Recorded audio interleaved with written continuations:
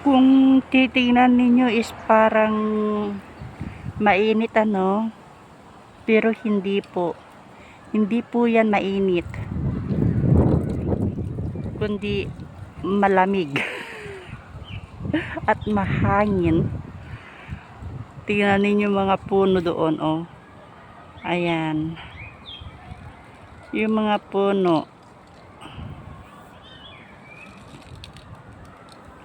Ang ganda na mga puno. Mahangin po siya, mahangin.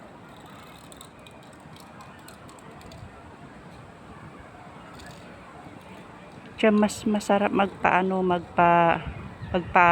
magbilad sa araw.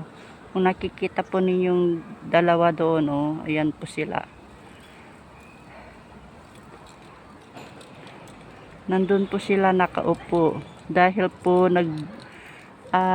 nagbibilad sila sa may araw dahil sa sobrang ginaw. Malamig pa rin dito.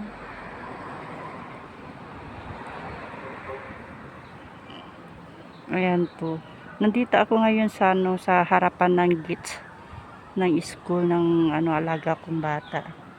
Hinihintay ko siya kasi may labasan na niya eh.